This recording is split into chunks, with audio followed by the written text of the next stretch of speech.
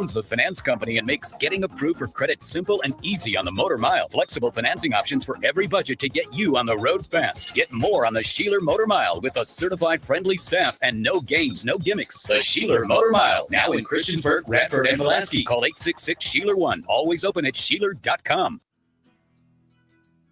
Hi, I'm Susan Lane, Ed's mom.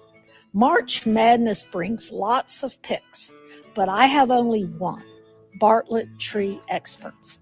I rely on Bartlett to professionally assess my oaks and boxwoods and to prepare a maintenance plan within my budget.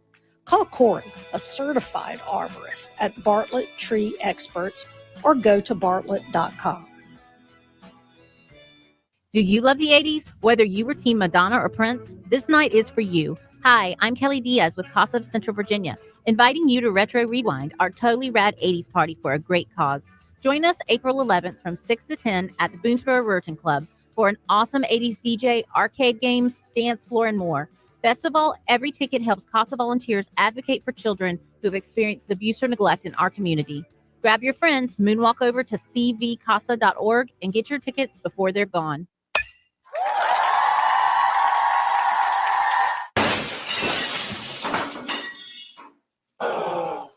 When the thrill of playing ball turns into the agony of a broken windshield or car window, contact Apple Auto Glass. Your local auto glass repair shop on Allegheny Avenue in Lynchburg, Apple Auto Glass provide a professional assessment with the honesty from your neighbors, so you can get back to sharing the great moments this season. Are you tired of the advertising rep who never takes no for an answer and always comes back well after you've said no? Yeah, hi, it's me again. Then visit InsaneRadioDeals.com. You can shop for advertising on your terms. That's right. Not only can you get the best deals on restaurants, retails, and experiences at InsaneRadioDeals.com, get your advertising there as well. Get packages for one, a blend, or all Virginia Talk Radio Network platforms. When you purchase your package, you'll be assigned a producer to help customize your message that gets results. Thanks to InsaneRadioDeals.com.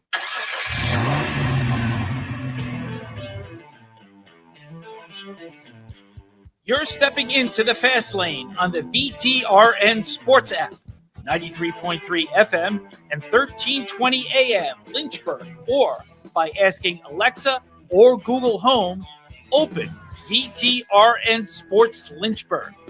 Now, take the fast lane through the topics that matter across the Commonwealth. This is the Fast Lane with Ed Lane. Well, you can insert whatever analogy you wish to use as we begin the Fast Lane, but we're going to do it all right now in the Fast Five at 5-ish because we have a loaded slate of guests starting at 5:10 p.m. today to discuss some of these very topics. It's time for Fast Five at 5-ish. 5-ish minutes on 5 relevant topics done around 5 p.m.-ish. Ish, because our counting skills are kind of ish. Let's start with number 5. Oh, we're going to make you wait on the Will Wade one. That's going to come a little bit later because that will be the one that takes up the bulk of time in terms of maybe not so unexpected departures, but still expected departures.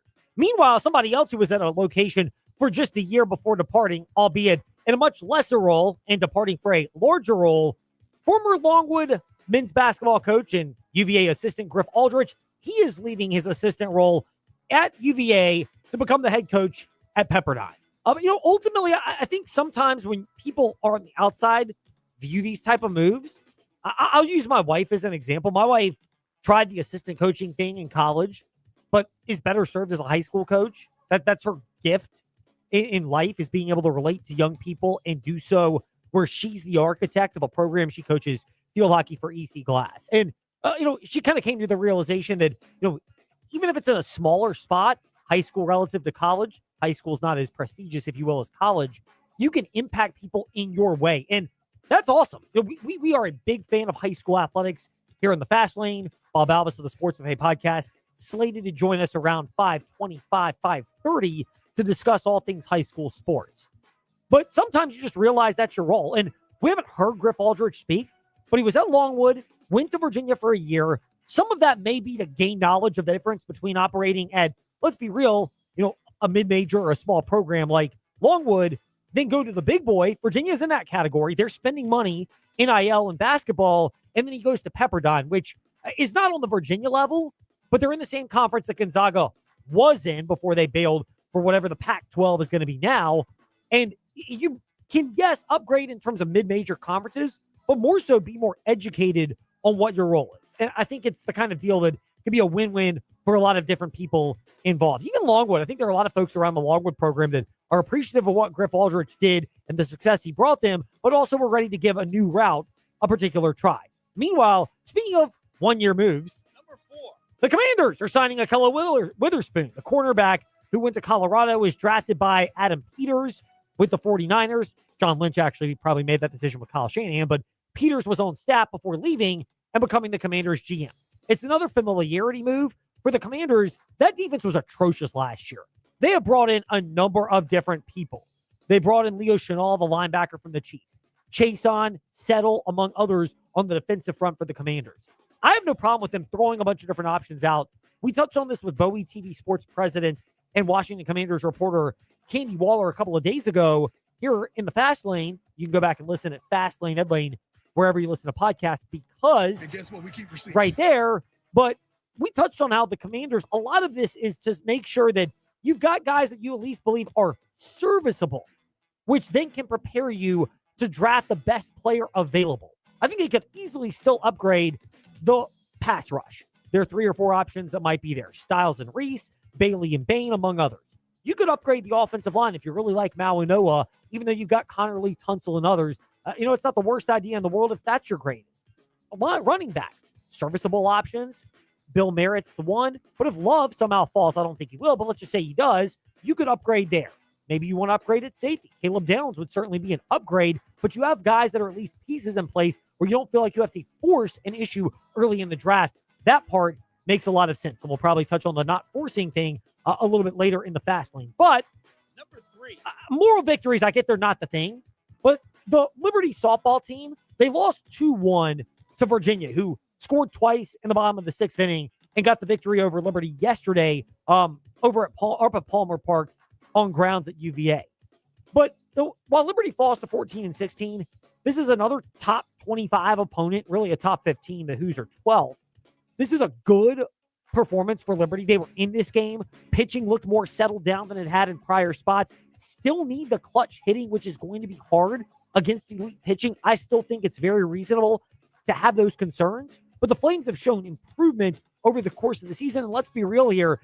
They're in a one-bid league this year because they don't have the strong enough wins in non-conference like they did last year to justify an at-large selection if you don't win the conference tournament. But that's generally how it is most years for Liberty, where you're going to have to find a way to prepare yourself to be better over the course of the season.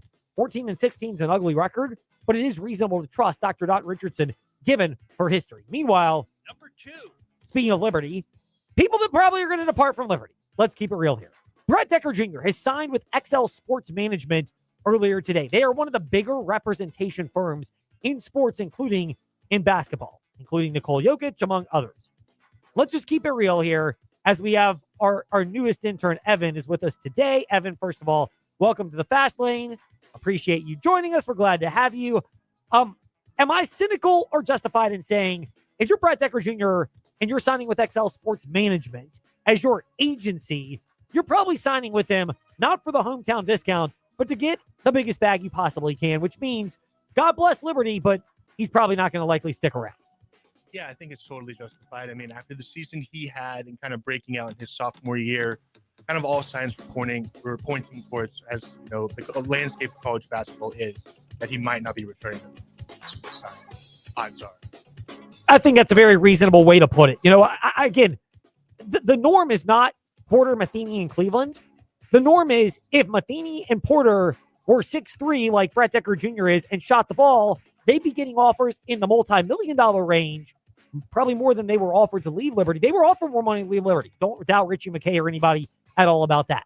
But if you're 6'3" versus 5'9", 5'10", 5'11", you're going to get more money, and Brett Decker Jr. is going to get more money, and that's the reality. If you've got 5'10" guys, you can hate them if you're a Liberty fan, but appreciate them because if they're 6'3", they're Brett Decker, they're going to perform well, somebody's going to notice, they're probably going to get the bag and probably not going to be back. Meanwhile, somebody who stayed in his spot less amount of time than Brett Decker Jr. did. Number 1. Is Will Wade leaving NC State in the most Will Wade manner possible. He spent a year with the Wolfpack as their head coach. He has propagated my theory, this one, very simple, which is that if you want to be with the bad boy or the bad girl, and you have a thing for that, you cannot then be surprised when they behave like the bad boy or the crazy girl. And Will Wade is the bad boy, and that's exactly what NC State learned, literally based on how he departed. Yeah, I mean, we, again, go back to Tuesday night. We talked about everything in the program and what we can do, who we're going to play. You can't really talk. Transfer portal's not open, so you can't talk about this person or that person. We talked about last year's team and who was going to be back. Asked him what he needed, right? What do we need to be competitive? From there, as far as the resignation letter, it was an email, right, that we received from his agent, in talking with his agent. So he did not reach out to you directly? Not from that standpoint. He did not reach out to you directly. It was a resignation email. I mean, oh my goodness.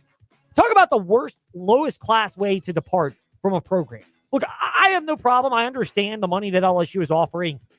It pales in comparison to what NC State could have offered. I get the business side of it financially. I get why NC State fans could feel scorned. But the way in which Will Wade left, that's my bigger gripe, but you should not be surprised by that in the least. Meanwhile, for perspective on that, for perspective on March Madness, and even the other opening that's going on, because 2 of the 3 programs in the Triangle and in the ACC footprint in that area are open. Duke obviously has John Shire, but Carolina's open. NC State is now open with Will Wade's departure to LSU. Perspective on that, and then plenty more on March Madness, which resumes tonight. 6 o'clock p.m. coverage is when we begin right here on the VTR and Sports app.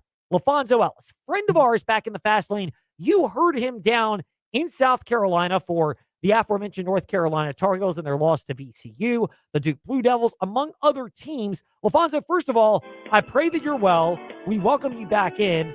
And hold on just a second.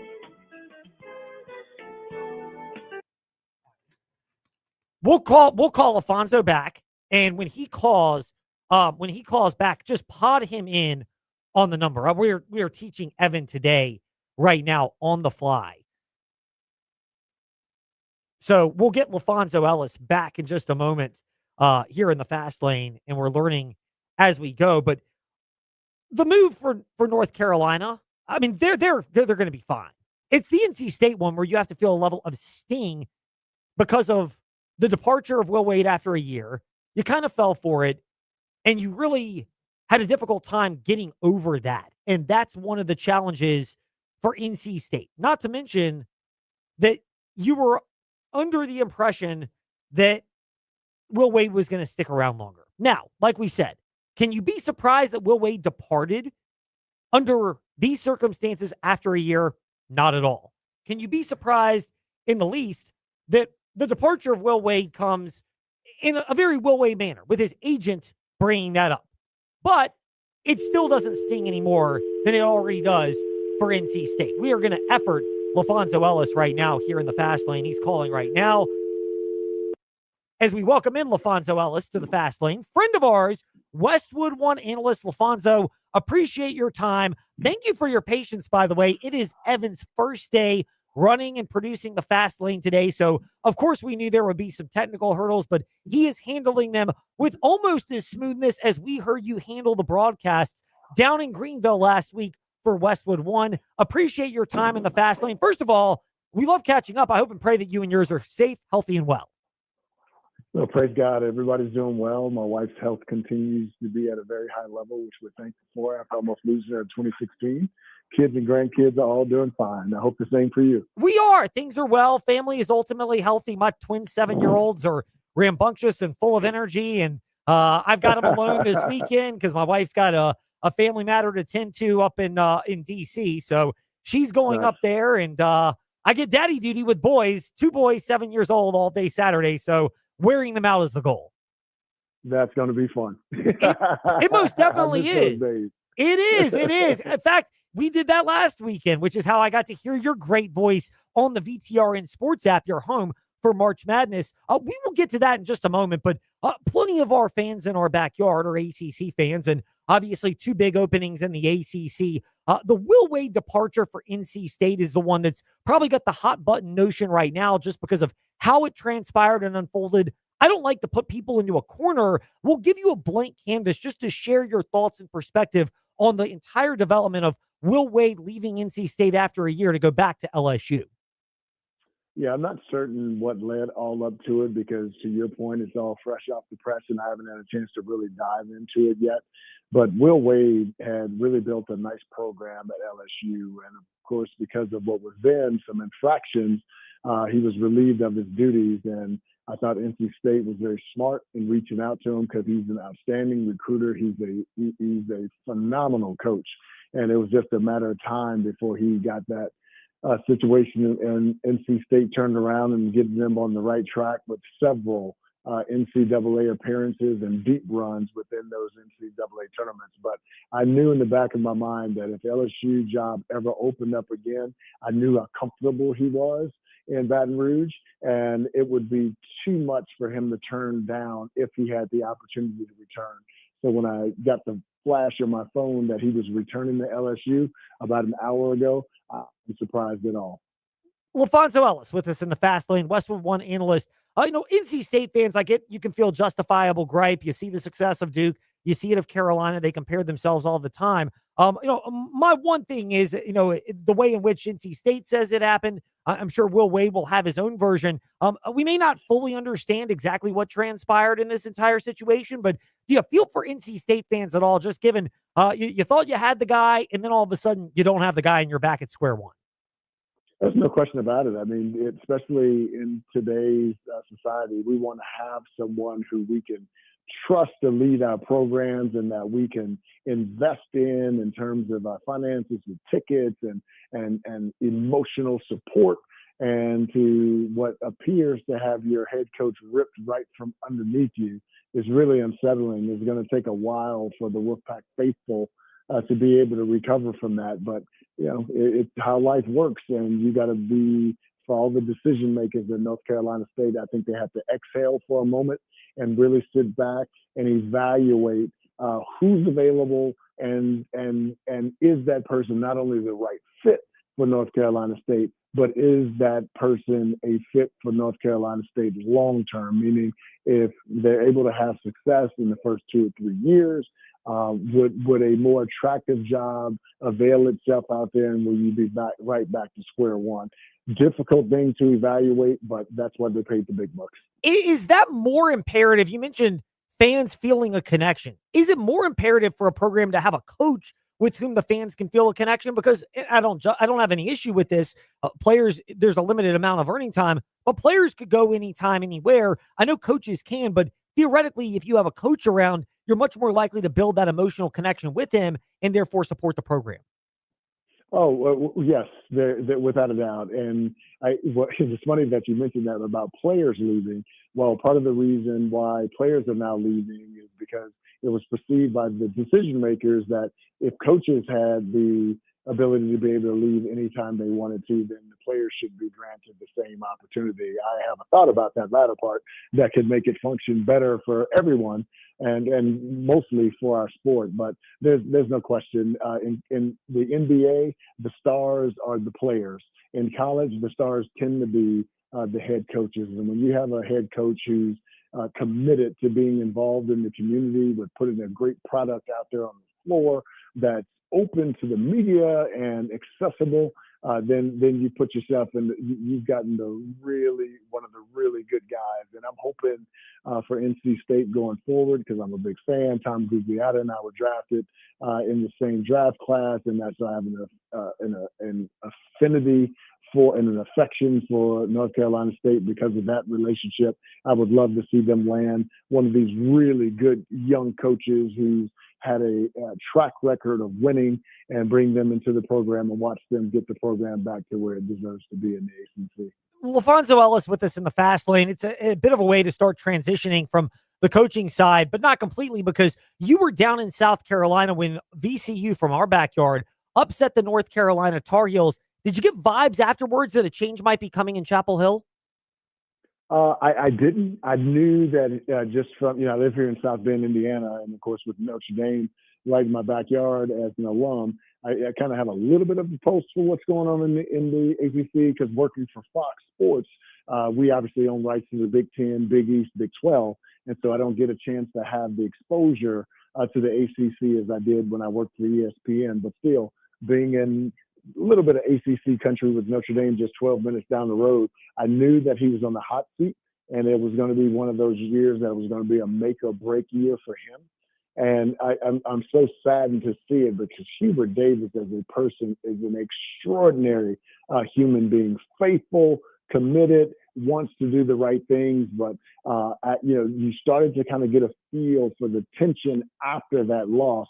And just from having been around our sport for 17 years now, I wondered if the decision to go a different direction was forthcoming. So when I found out over the media waves that North Carolina decided to go in a different direction and release Hubert Davis, I wasn't surprised at all. LaFonso Ellis with us here in the Fast Lane. LaFonso from Westwood One. Yes. And if I could say this, though, the circumstances are disappointing because one of the best players in the country who's going to be a top 5 pick in this year's NBA draft, it's hard to win games without your best player. And so that's the disappointing part for me. I was hoping that he would have an opportunity to get one more year and see what that would look like going forward before he was let go. But obviously I'm not the one who makes those decisions. Is North Carolina an attractive job still? I think it is. I do think they compromised themselves a bit by paying so much to their football coach that it's kind of hurt the budget on the college basketball side of things. However, I've been saying it all day. I would look for a guy who has an established track record for winning, and not only winning, but being able to win in this environment when you don't know if you're going to have returning players on the roster, but has had a track record for winning, and a guy who's been able to do a lot with not bare bones little, but at least kind of in the middle of the pack in terms of NIL and funding that's available for your program. And the only guy that really jumps out at me, a guy who has tremendous integrity, work ethic, all of his staff tends to really like him, both those who serve him now and who have served him in the past and gone on. His players like him. I would not hesitate to make a quick call to TJ Otzelberger over at Iowa State because he fits all of those characteristics that I just described. Great points from LaFonso Ellis, who has made plenty more. He does for Fox Sports regularly. We heard him on Westwood One in their coverage of March Madness. That resumes for us tonight, and we'll have it throughout the weekend and through the Final Four and Championship as well, right here on the VTRN Sports app and VTRN Sports here in the greater Virginia area. LaFonso Ellis is with us in the Fast Lane. LaFonso, the other side of the North Carolina loss was the VCU Rams. You saw them. You saw Siena push Duke. We saw High Point upset Wisconsin, or we heard it, of course, because we were listening on the VTRN Sports app, your home for March Madness. Is Cinderella dead, or is it more that it's harder for Cinderella to win multiple games because at some point the talent gap will catch up, even if it's not in round one? Well, and let's not forget Miami of Ohio. They won their first round game as well. And it's interesting because I tend to look at it from two different perspectives. I look at it from one perspective as an analyst, and the other perspective is, what's good for our game from a global standpoint. And the numbers suggest that everyone's excited about the Cinderella in the first weekend. What we've learned is, again, you go back to the Final Four a couple of years ago when you had Florida Atlantic, San Diego State. All of a sudden the viewership is just not the same because though people scream at the top of their lungs that we want the Cinderella, when the Cinderella gets to the second weekend and beyond, the interest is not the same. And what the numbers suggest that the larger audience that follows college basketball, they want to see the blue bloods and the big brands. And what we have in the second weekend are all big brands. And I expect the viewership to be at least what it's been, if not greater, because there's a tremendous buzz around our sport this year. One of the greatest freshman classes that we've seen in a long time, combined with older guys who could have gone overseas or maybe gone to the NBA on two-way contracts decided to come back. We hear this mantra, and we've heard it forever. The way that you win, and I heard it the first time actually in mid-majors and low majors, the way to win at that level was to get old and stay old. And for those programs that were high major programs that couldn't recruit the high-level talent coming out of college back then, nor land big-time grad transfers going back several years, one of the ways that they were able to compete and go deep in the NCAA tournament was to get old and stay old. And so we've seen program after program get old and stay old with combined with a group of freshmen, as I said before, just an unbelievable group, and the depth of this freshman class throughout our college basketball game, incredible. And I think those two factors have driven and what I would call an abnormal or an unusual or new even interest in our sport for even fans who aren't college basketball fans. And I expect the Sweet 16 and beyond, I wouldn't be surprised if some records are set going forward because of the retention of the older guys and the new crop that's come on, including guys like Darius Acuff, who's an absolute stud as a freshman at Arkansas. LaFonso, is there a better, more loaded, more blue blood regional than the DC regional where Duke will play St. John's followed by Michigan State and UConn? Yeah, no, I can't see one deeper than that. Yet the game that I'm really interested in is tonight's game between Illinois and Houston. Illinois is the tallest team in the country. They make 11 threes a game. That's either first or second in the Big Ten. They're an excellent offensive rebounding team, and they're playing against the Houston team, who's equally as good on the offensive glass, shoot the three ball well, but this may be the most physical team that Illinois has played against all year long. And we talk about talented freshmen. Keaton Wagler, the freshman point guard at Illinois, has had an absolute terrific year, was likely sixth in the running for National Player of the Year. The experience in the backcourt with Colin Boswell, the Arizona transfer, the two Ivicic brothers at 7'1" and 7'2", Andre Stojakovic. And this is a Houston team that can battle with them on the glass. That's also a decent shooting team as well. And a talented freshman yet again, Kingston Fleming's handling the point guard position there. Emmanuel Sharp can flat out shoot it. JoJo Tugler, 6'9", 7'5" wingspan. What this is going to come down to is which team can offensive rebound the basketball the best. And secondly, I'm interested to see if it's going to be a quick whistle tonight in terms of foul, or they're going to be loose and let them play. If it's a quick whistle, it's going to benefit Illinois because they'll get to the foul line and they're a good free throw shooting team. If it's a loose whistle and they let them play, physicality, let them be physical, then I think Houston wins it, especially in his backyard down in Houston. It'll be a lot of fun to listen tonight, especially with the Houston game being 2 miles from their campus. Last one for LaFonso Ellis, and we are grateful for your time covering a gamut of topics today in the Fast Lane. Since you're not broadcasting this weekend for Westwood One, we can get you to pick the games. Who do you see now being in the Final Four, knowing the Sweet 16 matchups and having seen some of these teams up close? Well, the team that I have winning it is Arizona. Before, I had Michigan, and then LJ Kaysen was injured. And I always felt that when you start to get to that level, now teams defensively switch 1 through 5, and so they take you out of your offense, and you have to have guys on the floor who can create their own. LJ Kaysen was the one guy on that team with the speed, quickness, the ability to be able to change speeds, change directions in tight spaces with the steady three ball that would have been able to do that, similar to what Remy Martin did for Kansas the last time Kansas won the national championship. So I had Michigan and Florida in the finals, but of course Florida lost. So now I'm going to slide Duke into the finals with Arizona, but I expect Arizona to win the national championship. An experienced backcourt that's been challenged this season, a tall group who can rebound the basketball. And I love the pace that this team plays with. They're not dependent on the three. They shoot a steady three ball, about 36% from three. But Koa Pete, Modius Krivas, those guys are really good on the interior. And Braden Burries, again, one of those freshmen who's really jumped on the scene this year, shoots about 40% from three. And then a guy who can take over the game late and make big shots for you as a playmaker. Jaden Bradley, the transfer from Alabama 2 years ago, has had a remarkable season. He's currently the Big 12 Player of the Year. With all of that, I have Arizona cutting down the Nets in the finals. We will see if it happens. We look forward to following it. And more importantly, we look forward to keeping up with your work year-round, LaFonso. It's always great when we can catch up. We really are thankful for your time. Thank you for making time for us today here in the Fast Lane and being willing to join us as well.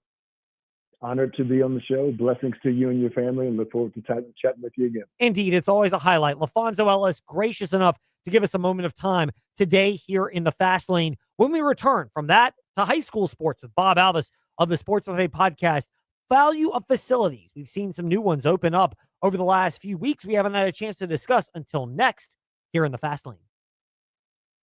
We are making it happen at the Used Car Superstore on the Sheeler Motor Mile, your premier used car dealer serving Southwest Virginia and surrounding areas for over 50 years. With the best selection, value, finance options, and exceptional service. Plus 900 pre-owned vehicles all in one location. Volume selling means volume pricing, and we've got the volume. The Used Car Superstore is your one-stop for most makes and models.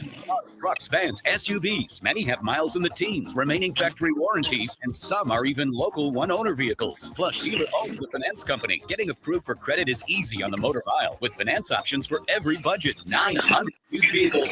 Stop now. More than any other dealer in the area. Hurry in for straightforward pricing and more inventory arriving daily. Why wait? Make it happen at the Used Car Superstore on the Sheeler Motor Mile, your premier family-owned car dealer serving Southwest Virginia and surrounding areas for 50 years. I-81 exit 118C in Christiansburg. Call 866-SHEELER1. Always open at Sheeler.com. Spring's here, finally. So visit Leesville Landscape Supplies for a slam dunk on your next home or business landscape project. Get the region's best mulch, plus decorative stone, propane, block, and hardscape materials, routine lawn care. Leesville Landscape Supplies has grass seed, fertilizer, straw, and topsoil, even hardwood mulch, guide mulch, pine mulch, gravel, and sand. Start your spring project at Leesville Landscape Supplies at the corner of Water Lake and Leesville Road in Lynchburg. And pick there or have it delivered. Search 24/7 at LeesvilleLandscape.com.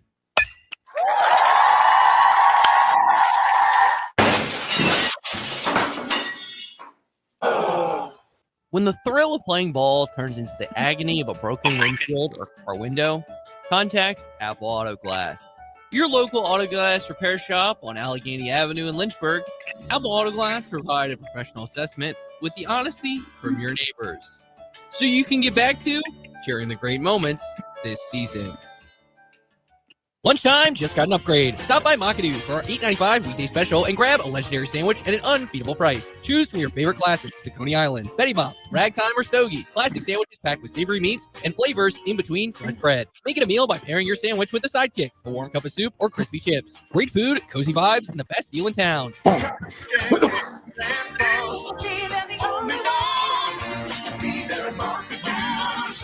We'll see you at the Do's. Do you love the 80s? Whether you were Team Madonna or Prince, this night is for you. Hi, I'm Kelly Diaz with Casa of Central Virginia, inviting you to Retro Rewind, our totally rad 80s party for a great cause. Join us April 11th from 6 to 10 at the Boonesboro Ruritan Club for an awesome 80s DJ, arcade games, dance floor, and more. Best of all, every ticket helps CASA volunteers advocate for children who have experienced abuse or neglect in our community. Grab your friends and walk over to cvcasa.org and get your tickets before they're gone. When you walk into Haley's, you see the size and selection of a big box store. Over 19,000 square feet of appliances and mattresses. Leading appliances like KitchenAid, Whirlpool, Maytag, Genair, Speed Queen, GE, and Monogram. And mattresses like Sealy, Serta, and Tempur-Pedic. So what's the difference? A family, locally owned business. And a staff committed to servicing you over the entire life of the product. That means before, during, and well after your purchase. Visit Haley's today, just off Ward Road in Lynchburg. Haley's, quality that counts. The Virginia Talk Radio Network reaches more people than any other Lynchburg-based media company. Call Melinda at 434-534-8500. Let us tell your story.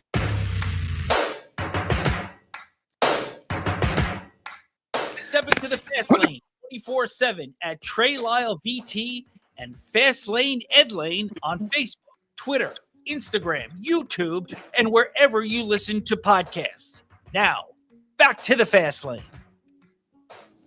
He's been with us about as long as Will Wade was with NC State. Actually, we have to go there with Bob Alvis of the Sports Buffet podcast, who is with us in the fast lane. Bob, a pleasure to speak with you. Is that an appropriate zinger as well to start our chat today? I'm a big Will Wade fan. I'm also a big LaFonso Ellis fan, but I actually like Will Wade, so I cracked up when you said that. Well, I mean, look, he sets himself up for it. You know, LaFonso Ellis is a great guy. Will Wade, I don't know anything about him personally, so I can't really chime in on that. But, I mean, didn't you kind of have to have an idea that this could happen if you're an NC State fan? Look, I was as on board for Will Wade to NC State as anybody, but I don't think you can be really surprised that given his track record, he did what his track record shows he would do. I know two things about Will Wade. A, he's got a bigger budget than me. B, he can get higher class recruits on the phone a lot quicker than I can. I agree with that. And you can certainly get that when it goes forward. So that's what we've got. Bob, a pleasure to be chatting with you today in the fast lane. There are a number of topics. A lot of them we have not had a chance to get to because of the transition from the end of the basketball season through March Madness and our quirky schedules. One of them being Liberty Minutemen football. Scott Jennings named the head coach at Liberty. You've had a chance now, as we all have, to digest this move in terms of putting some processes together, getting your thought process together. Your assessment of how this is beneficial or impacts Liberty Minutemen football. One of the best hires you could make, because not only does Scott Jennings have a high knowledge of football, he has a high level of character as well.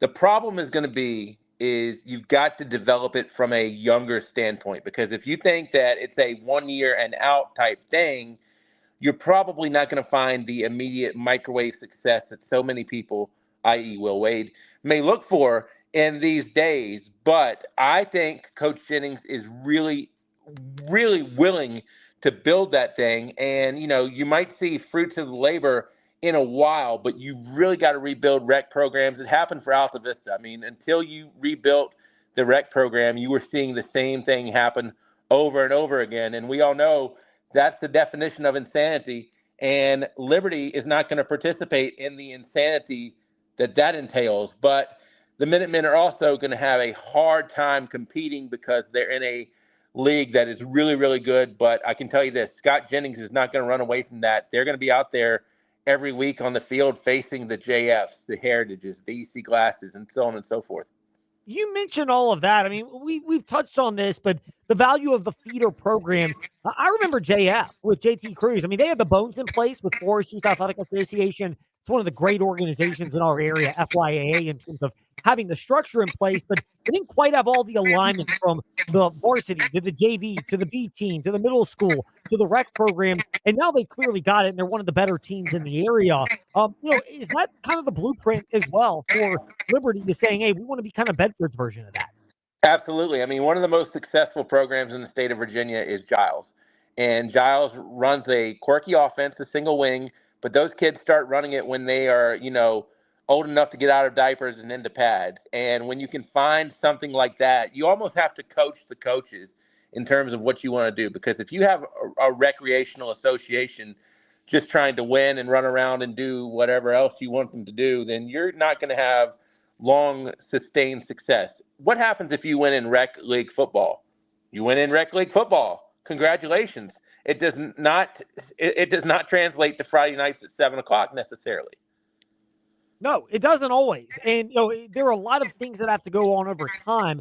And that's why you mentioned it's not a microwave success thing. No, if you get on the same page, I didn't mean to cut you off. If you get on the same page, absolutely 100%, you're going to see the rewards of that labor. But, I mean, look at any program that has sustained success. Where does it start? It starts at a lower level. I mean, you can have all the great success you want in high school, but how many high schools can we name that can win state championships or regional championships, and then they kind of, you know, I hate to say go back to the cellar, but go down? I mean, Salem is another great example of a team that has sustained success. And when you have sustained success, it normally starts way before Ed Lane's covering you, way before Bob Alvis is covering you. It does. It starts way before you get all the accolades like we get to provide in the Sports Buffet podcast, and even a shout out to Bryson Gordon of newsadvance.com, the work he does. But you know, you mentioned sustained success. We'll pivot off of football before we get into the bigger picture thing with Heritage and Amherst in this category as well. But Heritage Track. Again, I don't pretend to be able to give you the X's and O's version of track, and I'm a distance runner, but I don't want to bore everybody with that. But they went on not just to winning states once again, but they had participants that placed at nationals. Again, just what is the value of this and the long-term sustained success of Heritage Track, showing that if you come out for that team, there are a lot of ways you can be involved and have a chance for success. I have a question for you. In high school sports, what's the best recruiting source? Winning. Yep, 100%. And if you're winning and you're getting to the state levels and to the national levels, you're going to have more people that want to join the program. You might be able to find a loser like Bob Alvis when he's in 6th or 7th grade, and maybe by the time he gets in 9th and 10th grade, he's actually beneficial to you from an athletic standpoint. So I'm saying you can find somebody sometimes that's maybe not as good as you want them to be at that time, but you can get them good. And I think that when Heritage has success in the indoor and outdoor track, that's what helps. I saw somebody post on Twitter that said, is Heritage having success because they have an indoor track at their gymnasium?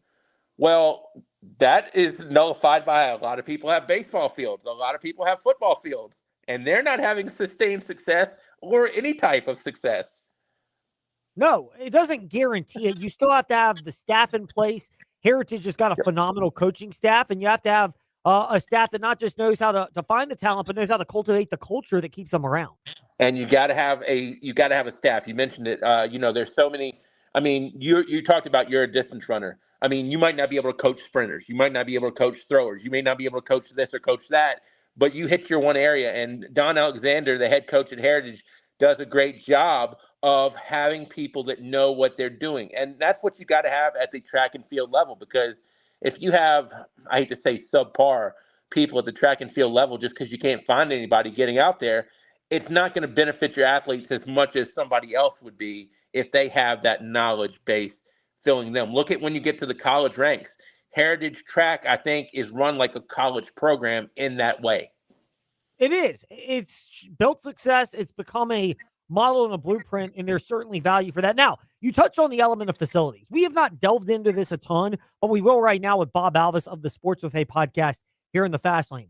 Heritage, they've gotten a lot of justifiable notoriety in a good way for their facilities upgrades that's been committed, including for their soccer field and the track around there at Heritage, the indoor facility at Amherst, which is particularly beneficial for softball and baseball, already yielding results. How much is that an asset, if nothing more than giving people a place where they know they can go train in the off season and even during non-regular times? 1,000,000%, because look at a college that the Fast Lane with Ed Lane covers. It's right down the street. It's called Liberty University. Their facilities are probably going to be equal to some P5 facilities out there, or P4 facilities. Those facilities matter a lot, because when somebody sees it, you might want to go there. It's an accidental recruiting tool if that's the case sometimes. And hey, we have good facilities, and if you want your athletes to perform well, there's no excuse if they don't have good facilities. The facilities at Heritage are really nice, what they've done with the baseball field.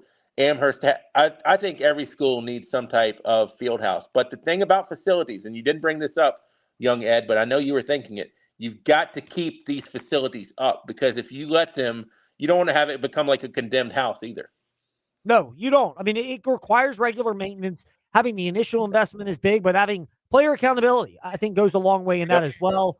Bob, we can touch on that a little bit more later. We appreciate your time today in the Fast Lane. Thank you for your flexibility, for being willing to join us. We were grateful, and we are grateful, and we were glad that we could connect with you today.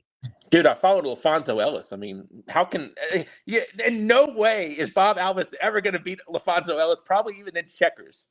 Well, I could not beat him in checkers or even in announcing, because he's very good at that. But at least being able to say that we both got to talk to him or around him today is a victory for us.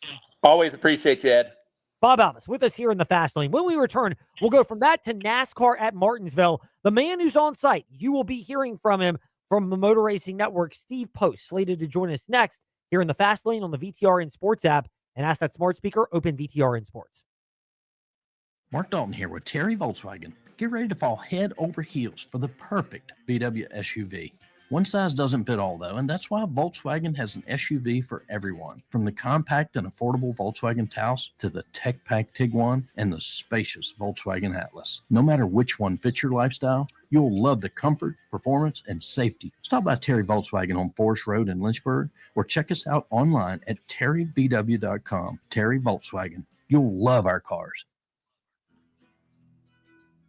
Hi, I'm Susan Lane, Ed's mom. March Madness brings lots of picks, but I have only one, Bartlett Tree Experts. I rely on Bartlett to professionally assess my oaks and boxwoods and to prepare a maintenance plan within my budget. Call Corey, a certified arborist, at Bartlett Tree Experts or go to bartlett.com. Spring's here, finally. So visit Leesville Landscape Supplies for a slam dunk on your next home or business landscape project. Get the region's best mulch, plus decorative stone, propane, block, and hardscape materials for routine lawn care. Leesville Landscape Supplies has grass seed, fertilizer, straw, and topsoil, even hardwood mulch, dyed mulch, pine mulch, gravel, and sand. Start your spring project at Leesville Landscape Supplies at the corner of Water Lake and Leesville Road in Lynchburg. And pick there or have it delivered. Search 24/7 at LeesvilleLandscapes.com. Do you love the 80s? Whether you were Team Madonna or Prince, this night is for you. Hi, I'm Kelly Diaz with Casa of Central Virginia, inviting you to Retro Rewind, our totally rad 80s party for a great cause. Join us April 11th from 6 to 10 at the Boonesboro Ruritan Club for an awesome 80s DJ, arcade games, dance floor, and more. Best of all, every ticket helps Casa volunteers advocate for children who have experienced abuse or neglect in our community. Grab your friends, moonwalk over to cvcasa.org, and get your tickets before they're gone. Whether you're facing a tough season or looking for support to overcome life's obstacles, Central Virginia Counseling is here for you. Central Virginia Counseling is accepting new clients at both Lynchburg locations on Wigington Road and Timberlake Road, and telehealth is available anywhere in Virginia. Serving children, teens, and adults, our counselors are equipped with diverse skill sets to help you on your journey. For more information, visit us at centralvirginiacounseling.com. Are you sick of running your dryer longer just to dry your clothes? It might not be a dying appliance. It might be a clogged up dryer vent. Call Black Goose Chimney Service to find out. Their certified ventilation specialists don't just diagnose chimneys. They also clean dryer vents through the entire ventilation system. Get peace of mind as you're protected from lint clogging your dryer vents, one of the most common causes of house fires. Call Black Goose Chimney Service today and visit blackgoose.net to schedule your dryer vent cleaning.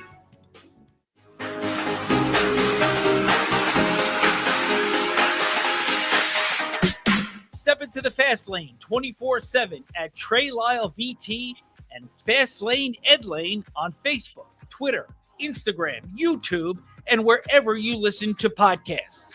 Now, back to the Fast Lane.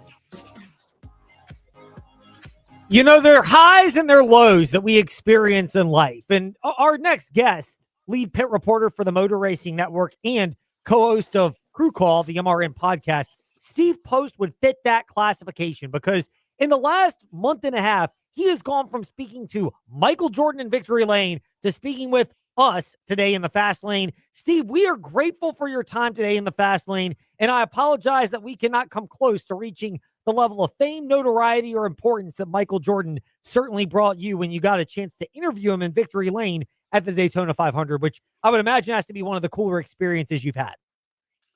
Yeah, it really truly is, Ed. I'm not starstruck, and I'm rarely, and I wasn't leading into it. I just worked with the folks at Fox to be right in place and everything else, and it didn't bother me. It didn't faze me. He was a great interview. He was very engaging. I moved my hand one time. I was trying to describe something and reached out and shook my hand with that big. Now I can see why you can palm a basketball and do what he did in basketball. And I walked out of Victory Lane, and I was like, man, I think that was pretty cool. Well, I walked across the infield and got to my car and my phone, because one of the things sometimes what happens with situations like that with MRN is TV stays in Victory Lane and just shows what's going on. Well, I got caught on TV talking to Michael Jordan. And when I got to my phone, I was like, oh my God, that was pretty cool. So yeah, it was really neat. And I mean, it's pretty cool. But and it's always good to talk with you as well. So I get great feedback when I talk to you too. So it's all good. Well, we are glad. We are very blessed and fortunate that Steve Post finds the time for us today in the fast lane. There are a couple of Michael Jordan angles, though. I mean, just the fact that we're even talking about this. That is there a better publicity tool that NASCAR could have found than what Michael Jordan and the attention he's brought from? I mean, look, we cover it in the fast lane. You've got MRN's Crew Call, and you are the lead pit reporter for the Motor Racing Network. But Michael Jordan literally transcends sports media and almost any kind of media coverage imaginable. Well, and it's fascinating, Ed, when you look at the last year with Michael Jordan. I mean, Michael came into the sport. We've had a lot of celebrities and athletes come into the sport. We rarely have one that really knows the sport like Michael Jordan does, and that's been evidently clear. Well, then a year or so ago, we end up with Michael Jordan, 2311, in Front Row Motorsports, getting into a lawsuit with NASCAR, and through just statements and some of his comments afterward, again, you saw the depth of his knowledge and passion for NASCAR. He vehemently disagreed with the way things were, so much so that he went and fought for it. And then we had the kumbaya moment where everyone got back together, and it's been kumbaya since. He's been digging just as hard as everyone else. And then we come out this year, and his team is just going gangbusters with Tyler Reddick. Bubba Wallace having a good year as well. And it's just been fascinating getting to see his passion and his depth of knowledge of the sport of auto racing. Man, he is really into it. I think it's really, really cool. And you're right, from a publicity standpoint, I mean, he's the GOAT. And that's basketball, but he supersedes so many other sports. And for him to have such a genuine, legitimate interest in the sport, from the lawsuit to winning races, I think just has really been good for NASCAR and everybody in our industry. The Postman 68, that's Twitter and Instagram to keep up with MRN lead pit reporter Steve Post. He'll be at Martinsville this coming weekend. Look forward to seeing him down there on Sunday, and you can hear him already preview the race with Chris Gale on the MRN Crew Call podcast. You touched on the Michael Jordan element and the passion he brings for the sport. I guess it should come as no surprise. I know there's nothing officially announced on this, but there are a lot of signs that are pointing to an extension between Tyler Reddick and 2311 Racing. This was never, it seems like this was a no-brainer, maybe even before the start of the season, but winning 4 of the 6 races to start the year have to help these talks progress pretty quickly. Not to mention, well, Michael Jordan has the money to invest if he cares to. Well, I think the problem, if you're 2311, you should have negotiated this before the 4 wins, because I think Tyler Reddick drives a better bargain. But no, I mean, ultimately, teams want drivers that win races, and race car drivers want cars and teams that can win races. So everybody has what they want there. And I don't sense with Denny, and I don't sense in Michael, and I don't sense with Tyler that they're going to be really anxious to rock the boat at all. Yeah, the price tag probably went up a little bit over the last 4 years. And again, they should have probably negotiated during the off season. Denny kind of joked one time and said, we were a little preoccupied with that lawsuit thing that was going on with NASCAR to worry about this. And so while they might have won the lawsuit, waiting on Tyler Reddick might have cost them a little bit. But to me, this is just a matter of them getting together. This is a great combination. Listening to Tyler and his crew chief Billy Scott as they work through the alternator issues at Darlington. This is a young team as far as their pairing together, but already with the maturity of a seasoned team. And you don't find this all the time in the sport. So I don't see anybody going anywhere there with 2311 with Tyler Reddick. So, they wanted Daytona to start the year. That grabs the headlines. They backed it up in Atlanta. It's big. But beating Shane Van Gisbergen on the road course, and then you documented what you were able to be there on the front lines for, of how they worked through issues with the car and in the pits at Darlington to win that race as well. How much do those victories, Coda and Darlington, really speak maybe even more to the staying power of not just Tyler Reddick, but 2311 Racing is joining a list of teams that have to be considered serious championship contenders? Coda was big because you beat the man. You beat Shane Van Gisbergen on a road course. So that was really, really big when you beat the man. Darlington, I think, was bigger because you beat the industry there. I mean, they had you end of the first stage, 2 pit stops, the back of the field, and he came thundering back through the field. And then just they had the best car. And Ed, I followed this sport. I've covered this sport on pit road. Ed, despite all the challenges he had cool suit issues where he had to turn the cool suit and actually drain the water out of the cool suit. They had some braking issues. They of course had the alternator and battery issue, and not one moment during that race was anybody's hair on fire. They just kept calm. They knew they had the best car, and the best car is the best preparation back at the shop. They won the pole position. They had the best Saturday, and they ultimately drove by everybody in the garage area on Sunday to win the race. And oh, by the way, it was at Darlington with higher horsepower, lower downforce, and a new tire. That combination to me, and Tyler has such a reverence for Darlington. I had him in Victory Lane, and his reverence and respect for Darlington, because it's the driver's track.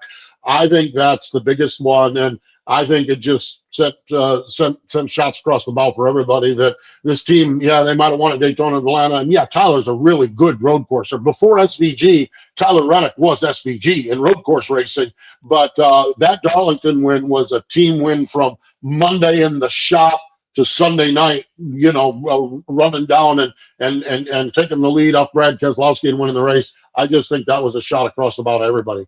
So for those watching at Fastlane, Ed Lane, and VTR in Sports on Facebook Live and YouTube, I clasped my hands together a moment ago. I'm doing it now because there is no one more qualified to answer this question and contextualize the challenges of a suit losing its cooling power in a race than Steve Post. Because, Steve, you're familiar with racing. I'm sure you've been around that. You're also familiar with running races. You are going to be running the the half marathon in Indianapolis. I've done that before. Congratulations. We're sending prayers and best wishes as you get ready to embark on running that and as you're training for it now.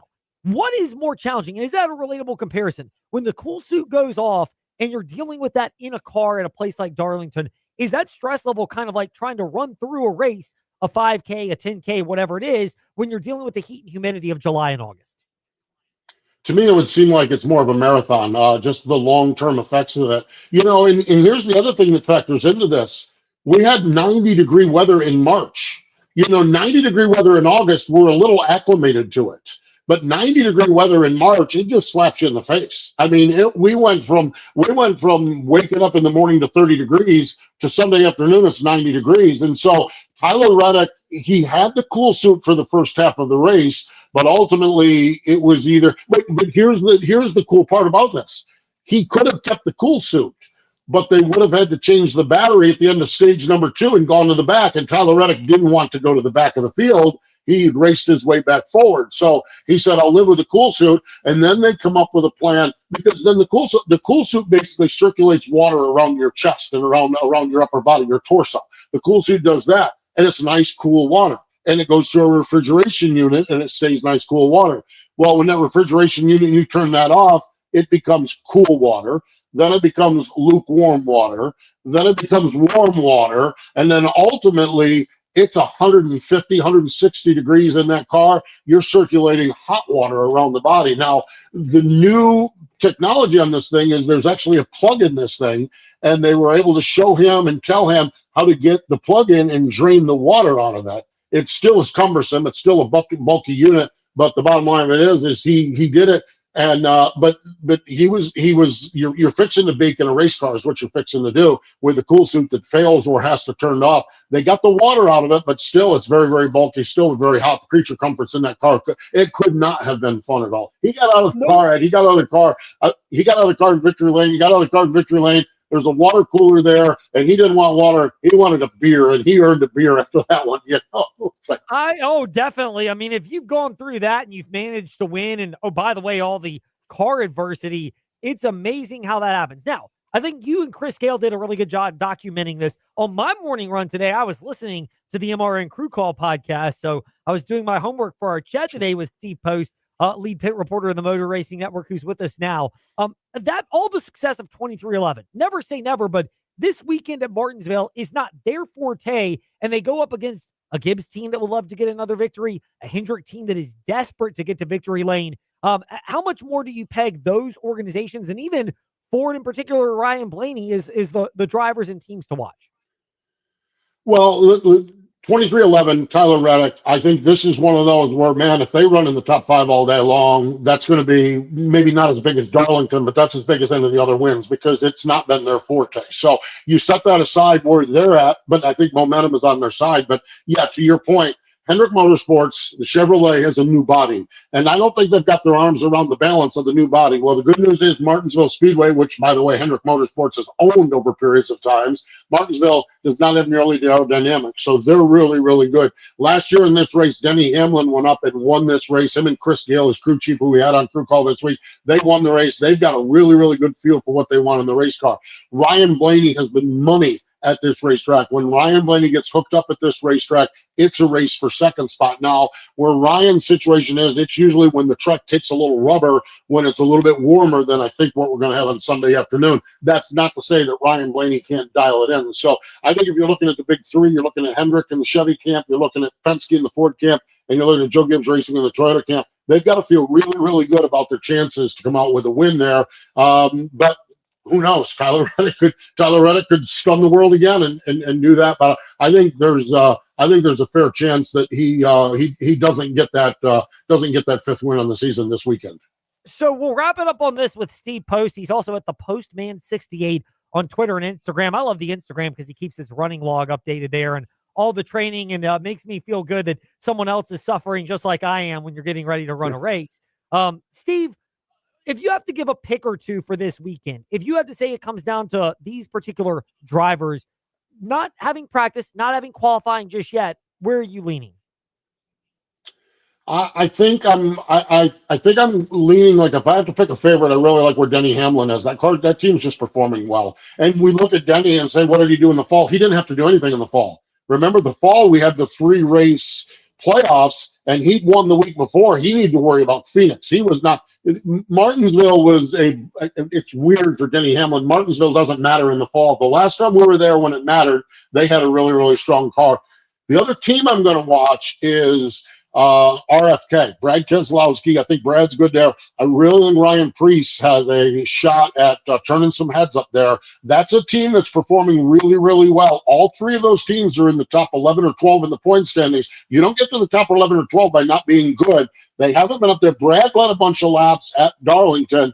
This seems to be a team that all three cars are pointing in the right direction, and I would not be surprised if Ryan Preece is not part of it on Sunday afternoon as well. So Denny Hamlin would be my favorite probably, but if you're looking for someone maybe kind of in the middle of the pack that could jump up, let's go with Ryan Preece. I love that. He was running strong a couple of years ago in the spring at Martinsville, and it kind of fell apart for him over the course of it, but you get another year or two, you learn a little bit more about your car and what to do. There are definitely bones and elements of success that would lend you to be in that camp. Much like the elements of success have been there for years with Steve Post. He's been on Pit Reporter. He is the lead pit reporter for the Motor Racing Network and generous enough to give us a little time in the fast lane before heading up to Martinsville. Steve, great to be speaking with you. A pleasure as always. And good Lord willing, I'll be able to come down, if not shake your hand, give you a fist bump or a peace sign at Pit Lane in Martinsville.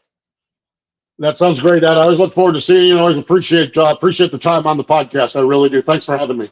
It's our pleasure. Steve Post with us here in the Fast Lane to wrap things up for us today. That does it for us. Now we kick it on to our March Madness coverage. VTR and Sports app, and ask that smart speaker, open VTR and Sports.